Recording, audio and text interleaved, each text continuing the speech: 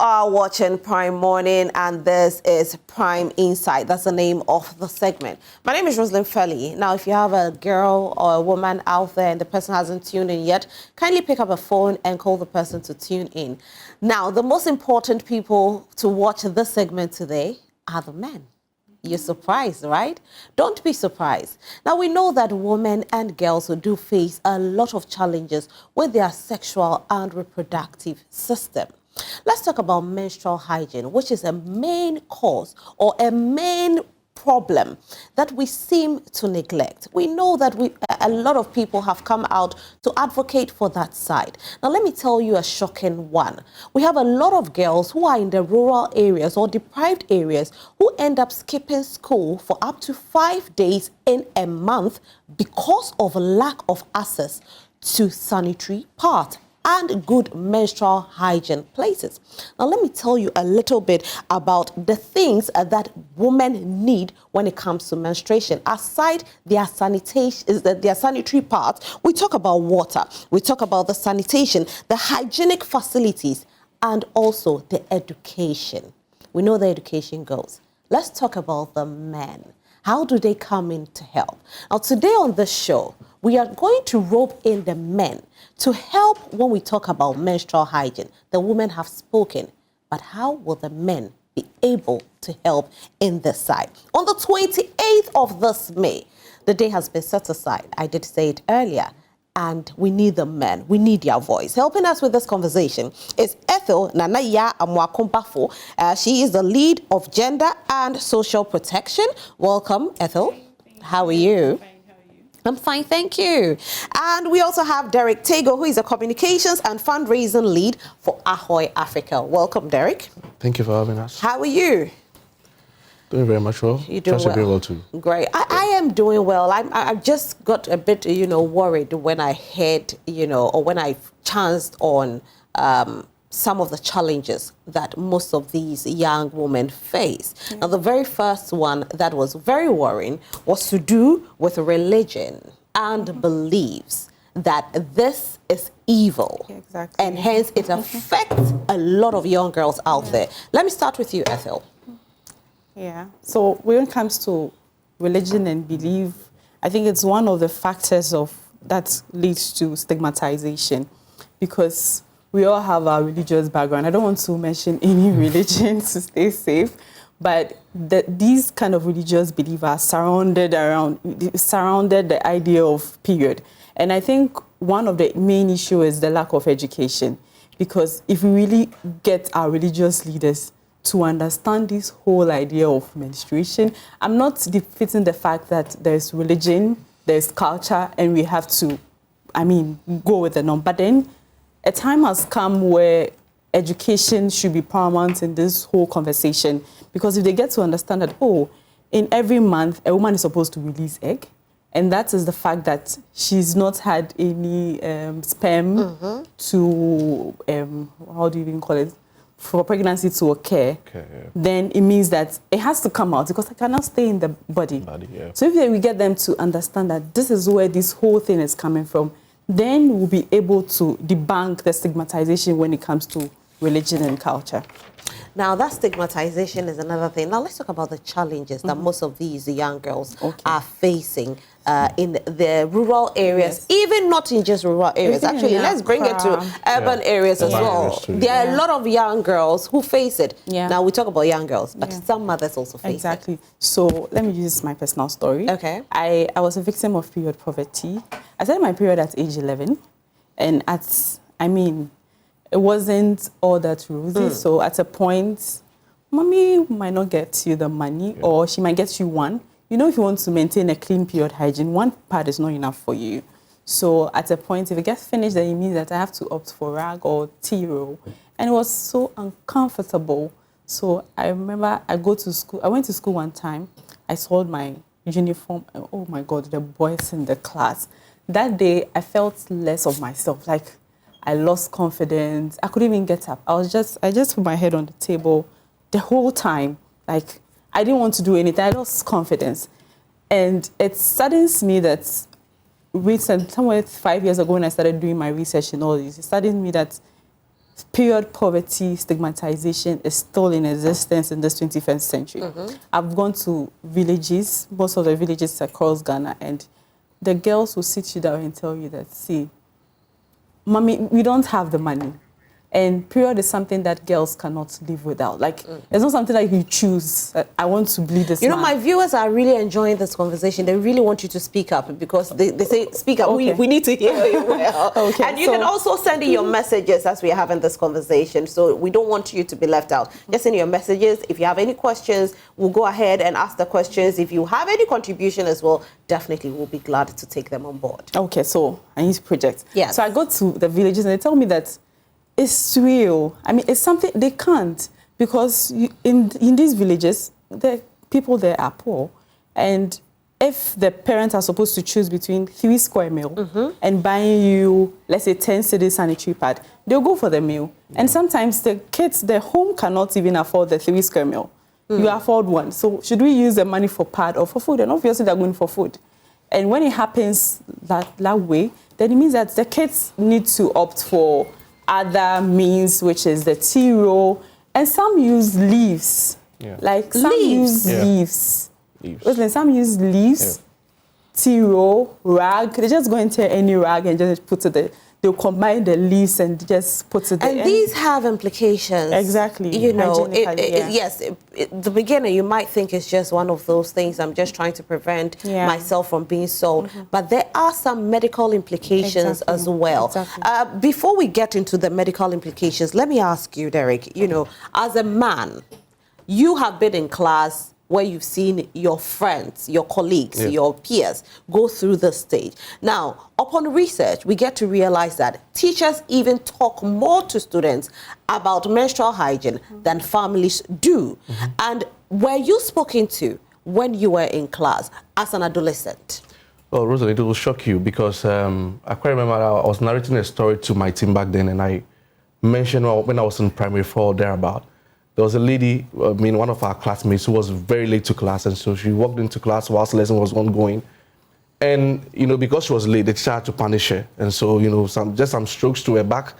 And then, for all of a sudden, we saw blood, you know, coming out from her. You know, right there, we thought that maybe it was as a result of the caning, you know, so she was rushed to the clinic, and then the whole thing, you know, the whole scenario was hushed. So we didn't really know what was going on. We thought that maybe she was hit by the caning. It was months later. I mean, when that incident happened, the lady stopped coming to school. She stopped coming to school. She didn't come to school for like the next 2 months. So one of our mates met her, and then she was narrating. She said it wasn't the caning that made her bleed, but then it was something that, you know, a natural phenomenon that happened. For us, we didn't really understand what had really happened, you know. It was not until when I was in senior high school that it all came back to me, that I really got to understand that what happened to her was actually a natural phenomenon. 5 days in a month, a lady has to bleed, and then it's the body's own form of cleansing the body. So for me, like I said, senior high school, then I really got the notion. So up until when I got into this advocacy and intervention, I mean, the whole phenomenon of menstruation, I mean, it's not something that we usually discuss. As men, even for you to even open up to your fellow men, talk about it, I mean, it's like, oh, I mean, don't be ridiculous. This thing is for the women. Let's not, you know, even in our homes, you know, parents do not talk to the boys about it. You know, when a lady is bleeding, you know, the mother will just call the daughter out there and say, let's go, you know, this is not something for us to discuss in the open.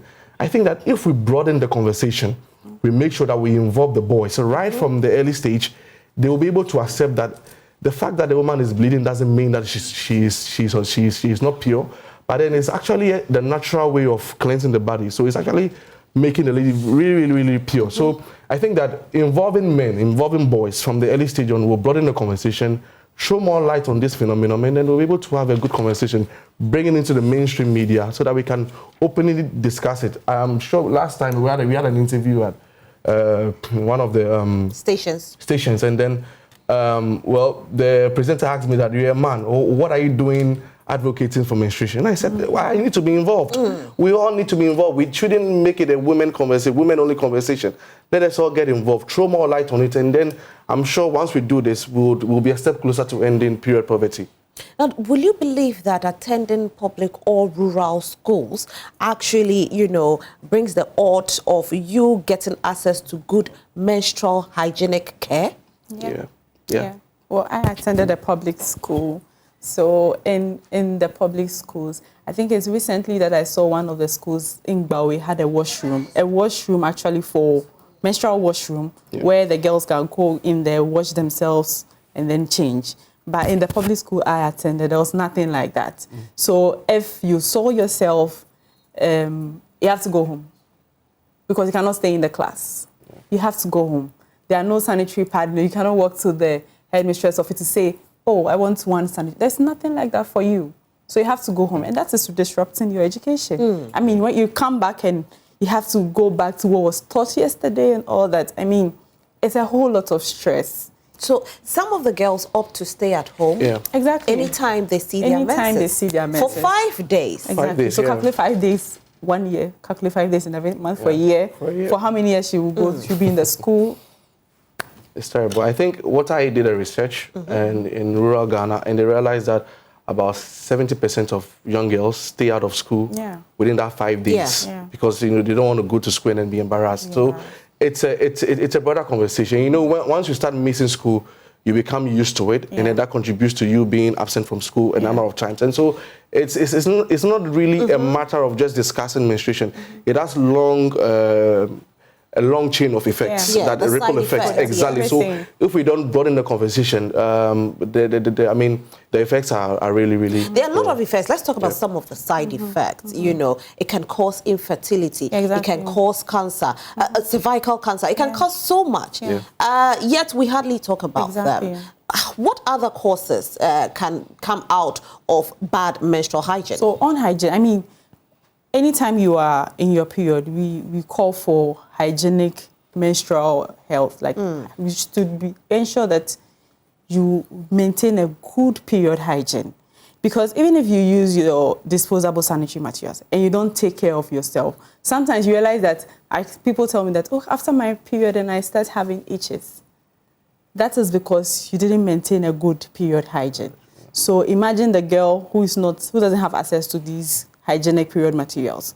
You end up having urinary tract infection, and that is going to affect your reproductive health. Then it means that in the future, you might not be able to give birth. And these cervical cancer issues are over. So the main thing is most girls not being able to maintain a clean period hygiene. That is where this is the basis of this conversation. If girls are able to maintain good period hygiene, if they have access to the right period products, then we'll be closer to solving this whole issue surrounding As we are talking about it, there are people who are watching, they are confused what good menstrual hygiene is in the first place. So now let's delve into that one as well. So when you talk about good menstrual hygiene, is you maintaining yourself well while in your period. Because at the end of the day, if you wear the pad for a long time, the pad at a point turns into bacteria. The blood that comes in it, if you wear your pad from like morning to evening, it turns into bacteria and it goes back to your vagina. And remember that anything that enters the vagina becomes a bacteria and then it's going to affect you in the near future. So it means that when you are on your period, you're supposed to change. So we advise that morning to afternoon, change your pad. Then evening, you bath, you change. That's supposed to be the routine. So at least you change your pad 3 times in a day. 3 times in a day. Now we know pads are very expensive. That's worth it. So what other alternatives are there? For now, because there are some reusable menstrual. So there are menstrual cups. Yes. There are cloth pads. Tampons are expensive. So for now, the menstrual cup, I use menstrual cup. Okay. And menstrual cup, you can use a cup for 5 years. One cup. So you can buy the cup from 120 to 150 cedis. Okay, but it will last you for 1 year. It will last you for a long time. But how many young girls can afford 120 cedis for a cup? That's another question. So as part of our project, we're going to give free menstrual cups, actually. Right. Yeah. Yeah. Now, talking about this, again, we talk about the side effects. We've spoken about, how to keep yourself clean. Let's talk about not just you changing your pad. There might be other things aside changing of your pad. Cleaning. How do you clean yourself during your menstrual period? And how do you clean yourself after your menstrual period? Okay. So I think there's been a lot of options all over. I mean, people have their own ways they clean themselves. But let me use myself personally. What works for me? Right. So when I'm in my period, first morning, I wake up, bath. And in bathing, I make sure that I spend almost half of my water washing my vagina. And you're not supposed to insert. Because I get people, you need to insert and break. No, the vagina already takes care of itself. Yeah. What you have to do is to, okay, I wish I could stand up. You want to stand up? You want to demonstrate? So you squat, and then you clean the side. And you have to make sure that the side and then the entrance of your vagina, just make sure you are cleaning there with a lot of water. But don't insert your finger. Right. Don't insert, because if you insert your finger, I mean, you don't know what's here. You take it back and it turns into bacteria and then it gives you the infection. So just clean as much as possible. When you're done, use your towel. And a towel, sometimes some people use their towel for like 2 months, 1 month, 3 months. They don't even wash. And don't forget that I said that whatever goes into the vagina turns into a bacteria. So if you have to use your towel for like 3 months and you don't wash all the time, you use it to clean your anus or the part of your body, you take it to your vagina area, then it means that you're going to also have infection. So make sure that you're using a very clean towel. Wash, not that you should have too many towels. I mean, one towel, you can wash it and then you use it. Right. Wear your pad. Keep changing your pad. You keep said changing three your pad parts 3 a day. times. Okay. Morning, afternoon, like around 12 or 1, change, wear another pad, then dispose it properly, and then in the evening too, you go home, you bath, and then you wear another sanitary. But make sure that you are washing very well. And when I am done, I use lime sometimes in warm water to wash when I am done. Okay. Yeah. Right. Some people use salt. Is it advisable? For the salt, I can't really What tell, about douching? I use is it precursor? The small one. Cloves. Cloves, yes. Okay. I use that. So I just put in water. I soak in water for a long time, like 2 days. So when I'm done, I just use it to wash the place. And once in a while too, I do that. Yeah. Now, how do we bring in the men? Well, I think it's an uncomfortable conversation, but it needs to be had. Recently, I think that the whole notion about menstruation, we need to have a change of mindset. You know, you go to the pharmacy or you go to the provision store to get a pad, and immediately you buy the pad, they put it into a polythene bag for you. They have to wrap it because the notion is that it's not something that everybody should see. Should see. Can I come in here? So I remember when I was growing up, anytime I'm supposed to get sanitary pad, and I go to the shop and there are men there, I'll stand somewhere and wait for all the men to finish buying what they have to buy before I go and get what I need. If I need to stand there, for like 2 hours, I'll be there. Because I didn't understand. My thing is, what causes this? Because we are seeing more women saying that they struggle to buy pad. Is it lack of confidence? Is it what society has told them? What is causing this? No, the lack of buying pad is mainly related to financial aspect. I mean, the confidence. Yeah. The confidence too is there. But I think at this point, we are getting closer in terms of the confidence bits. I think, but there's still more work to do. But in terms of confidence, I think I will applaud all of us, because now I don't mind telling Derek, Derek, I'm in my period. I mean, even if my pad is not close, can you get me my pad? I mean, it's okay for me. Maybe you can, but how many girls can? That's another. That is the reason why we need to broaden the conversation. So it starts from the home. I mean, for boys, mothers should be comfortable discussing issues around menstruation openly with the entire family. The father shouldn't walk away when issues about menstruations are being had between mother and daughter. We must all be involved. Yeah. And for men, grown men like myself, young men for myself, you must take interest in the menstrual cycle of your partner. It's very, very important. That is where we will be able to reshape the thoughts and opinions around menstruation. I mean, if you don't know the menstrual cycle of your partner, how are you even going to be intimate with her? Like, to know when to approach her or when not to approach her. You know, the whole notion that when a lady is having a menstruation, she's unclean. If we begin to broaden the conversation, I can boldly walk to the provision shop, get a pad for my girlfriend, openly hold it in my hands, and then give it to her. Yeah. It shouldn't be something that I should hide. I shouldn't be shy of doing that. It should be something that it should be open. I mean, you just take let's do a social research. Right. Let a gentleman go to any provision shop and say, oh, I want to buy any of the brands. You see the reaction of the women around. You know, everybody was like, hey, why is the lady allowed? You know, that kind of stuff. So I think that we need to change that opinion. And it starts from society. Society is one of the main change dynamics we have around. And so if we begin to, and it all starts with the conversation, if we begin to, you know, remove the veil that covers the whole conversation. You know, there was a research by one academic where he said that even in our current society, you know, when we are talking about menstruation, they don't go straight to the point. They have to employ euphemisms. Yeah. Even in our schools. Even in our schools. So you see, instead of them going directly say, oh, I'm menstruating, they'll say, there's a tree word, or boninsa. You know, all of these things. So it's all of these things are veils covering. So you see, so once we begin to change these opinions and then reshape these conversations, begin to realize that it broadens the conversation. And you see, economic power lies within, I mean, it's sad to say, but then in Africa, in Ghana in particular, economic power really lies in the hands of men. So if you do not involve them, the decision makers themselves do not know what menstruation is about, what menstrual hygiene is about. So then how then do you combat period poverty?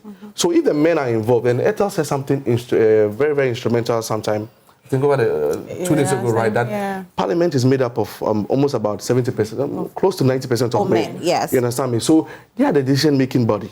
If they do not understand the nuance around menstruation and why it is important that we treat sanitary pads or sanitary products as essential products and not luxury products. You know, there's a law in Ghana, over 30%, over 35% tax on sanitary pads. It's ridiculous. Yeah.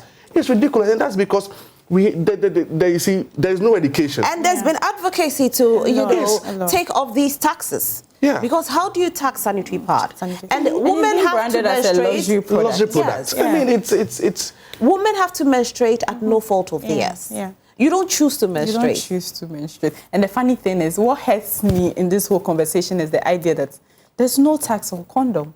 Yeah. That is that's my problem. Yeah. Like, you're not taxing condom, but you're taxing sanitary pads. Yes. And like we said earlier, look at the prices out there. You're taxing them, and it's outrageous. Initially, we thought there were some sanitary pads out there that were affordable, that everybody could access. But now it's not anymore. Yeah. And so they are reverting back to the usage of cloth that our mothers used to call amonsing. Now they are reverting to, even tissue papers are expensive. And this is where the leaves come in. Yeah. They will use it. She won't buy the leaves, so she will use it. And sometimes I just imagine, it cannot pass through. Blood cannot pass through leaves. Yeah. It just solves. It just goes around and it solves themselves. So it's just something for them to manage for a while. Just for 5 days and then, Just for 5 days. Now I'm bringing the men in again. Stigmatization comes a lot from the men. Yeah. I have seen a lot of men frown on women who are in their menses, even married men. Yeah. If you are in your menses, don't come close to me. That's the most annoying part of this whole conversation. It's true. It annoys me a lot. Yeah. Like, it really annoys me. And I think part of it comes from how they were raised. Orientation from the home. So I grew up with boys, and sometimes my mom would be like, don't let them know, don't let them see the pad. Like, you have to hide yourself completely when you are in your period. And what does it say to the man? If a man like that goes in a home where her sister is supposed to hide herself when she is in her period, then it means that it's something you're not supposed to get close to.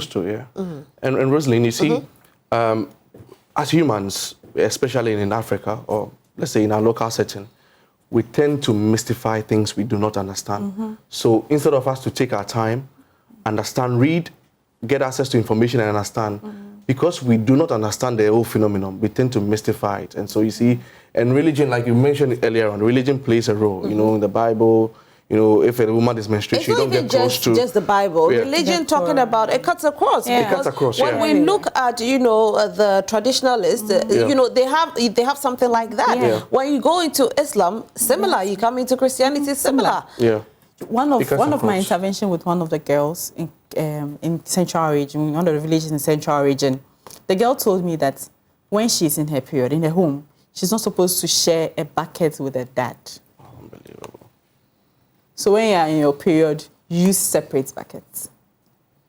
Some don't even cook. They're not allowed to. They're not allowed to cook. Yeah, they're not allowed to cook. And this whole bucket idea does not make sense. Like, sorry, but then buckets. You are sharing one bucket. I'm not supposed to use the bucket because I'm bleeding.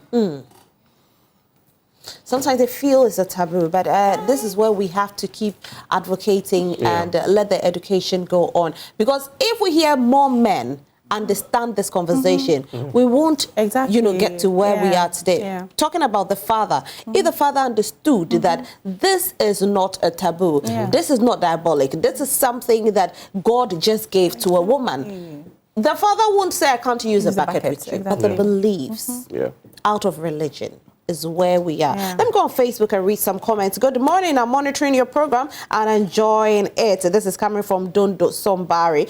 Kojo Asempa Furniture says, this is the most greatest morning show ever from Kojo Asempa Furniture Works Edum Kumasi. Good morning, Kojo. Yachia Kumasi Funyina. Prince Champon says, keep up the good work. Okay, Prince, thank you so much. You can also send in your messages and we will read it. We want your messages on Facebook. You can send your messages to our WhatsApp line. It's activated. We want to get interactive. We are talking about menstrual hygiene today. We want to robe in the men. So this year is all about bringing in the men. And we hear a lot of stigmatization, especially from the men's side. Yeah, and it's rather unfortunate, but I think that there is progress, but there's more work to be done. There is a lot of work to be done. There's a lot of work to be done because I mean, and because I'm a man, I can speak from the man's perspective. When we're having conversations, you know, I quite remember one of our friends, you know, was narrating a story to us, and he mentioned that he was furious that his girlfriend visited him while she was menstruating, and we were like, "But why should that be a problem?" He said, "No, she's menstruating. She should stay away. Like, Charlie, it's in my belief. We don't go close to women when they are menstruating and all that. You know, so it's like I said." We need to start from somewhere. One of the ways we can do this is access to information. If we can, even in the workplace, you know, usually in modern times now, we have workplace debates, town hall meetings, employee meetings, webinars and stuff like that. Let us introduce the conversation into those settings. Let us be comfortable having it. And that is why, as part of our activities, we are having a webinar for professionals across board, across all industries. We want to open up the conversation with them via a webinar, make sure that they understand what menstruation is all about, how they can contribute to the conversation, and how we can actually encourage... Is this webinar for men or for women? I'm asking you this because statistics is actually showing that 80% of women actually have good knowledge with menstrual hygiene.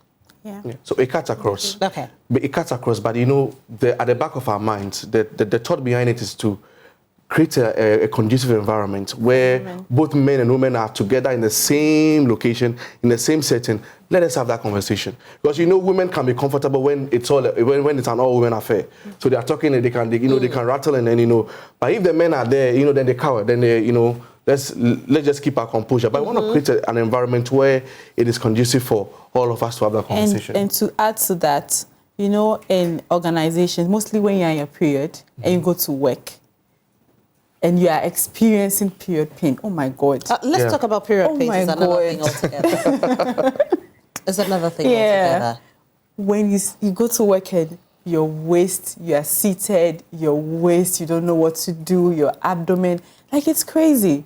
So as part of the webinar, the framework we will all want to come up with is a menstrual policy in the various workplaces. So at least in a month, a day or two leave days for a woman, it's not bad. It's not she's bad. going to work from home. It's not that she's not going to do anything. It's not bad because the people who experience, there are various forms of period pain. There's dysmenorrhea, there is endometriosis. And endometriosis, women who have endometriosis go through a lot. They go through a lot. Like, it's like a lot. Some are hospitalized. A lot. It can actually cause barrenness. Yeah. Barren. I know somebody whose womb has been taken off. Yes, yeah, because of that. Because I of mean, and it's a different conversation. I've had a conversation with one lady who has, she had it and her house didn't believe that she had it. Her family members thought that she was just, I'm trying to get the right word. She was exaggerating. It's a case. They felt she couldn't take pain. She wanted to be pampered. That was the word I was looking for. She just wanted to be pampered. Is it a lady who owns the foundation, the Endometriosis? Yeah, she owns the foundation. Yeah, I know. You know, she said her family thought she wanted to be pampered. And so they didn't take keen interest into it. So when she visited the hospital, it was too late. It had affected her womb. She goes through a lot. Somebody tested like, I'm in pain. Like she goes through a lot. Yeah. And it's menstruation. It's normal. Anyway, let's talk about Ahoy. Tell us a bit about Ahoy and what you are doing this month for menstrual hygiene awareness. Okay. So this month, Ahoy is a call to action youth-centered organization. We are a call to action and we seek to engage young people in terms of their development in all phases, economic, political, and social. So this year, we are celebrating World Menstrual Hygiene Day 2023, and it's in the month of May, 28th May. So the day is set aside to celebrate period, to let the whole world understand that period is normal. It's something that women need to go through. It's a normal process. And it's also a day to remind ourselves that we need to take off the stigmatization that surrounds this whole idea. So this year, we've set apart various activities. We have inter-school quiz competition, which is going to be all boys. We say we are rolling in the men. So it's a quiz competition. We get them to learn on period, understand it, and then, they come to tell us who the champion will be. So it'll be between some selected schools. And as part of promoting menstrual hygiene conversation and also debunking the myth, to get the boys to know that you need to know what it is. You would have a wife someday, you have a sister, a mom, at least in the house if your mom is going through pain. You need to know what to do to help. We even want the men, not just the boys, because there are some men out there who still do not understand. They're part of our biggest problem, but we'll get there. Yeah, because when we talk about the boys will think, okay, I need to... The married men who don't understand. The married men. Anyway, I'll come back to you.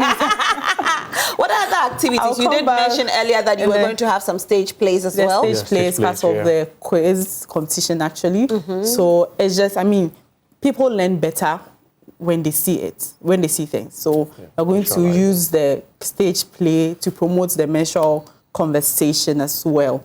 And then we're also going to have a donation in Jokwa in the central region. And Jokwa, if I'm supposed to talk about, let me tell a little about Jokwa. So we visited Jokwa last year. I'll show you the feedback. And the headmaster told me that when these girls are bleeding, girls there, Jokwa is a typical rural community where these, their parents are farmers. But there's poverty in the community. So when these girls are bleeding, it's difficult to access sanitary pad. So the option they've opted for is to go visit nearby hotels, guest house, and leave their contacts there.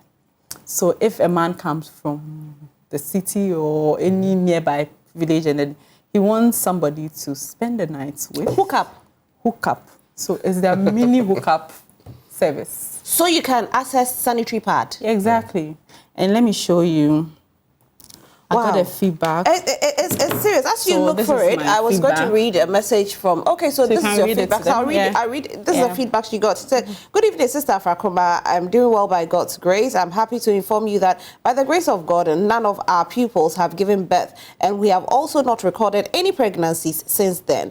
I think your efforts have contributed to this new development because it has never happened before. So initially, everybody was getting pregnant. Yes.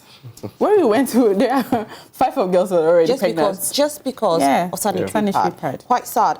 Message coming in. Good morning, sweetheart. You guys are on point, but don't forget women are women. If 100% opportunity be given to them, they will still misbehave. How to handle things. This is by Joe 2H.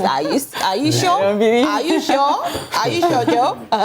That's not true. Okay, this one says, good morning. You didn't add your name, but we still say good morning to you too. Now, we say that we need more men to be on board, and I'll say good job. You guys are doing a good job. So what dates are you starting this advocacy? I mean, this event, because the advocacy has already started. So the event, what date? 24th. Okay. 24th, we are starting from 24th, 25th, and 26th. Right. And of course, to 28th, we are still going to have a social media advocacy campaign, which we've already started.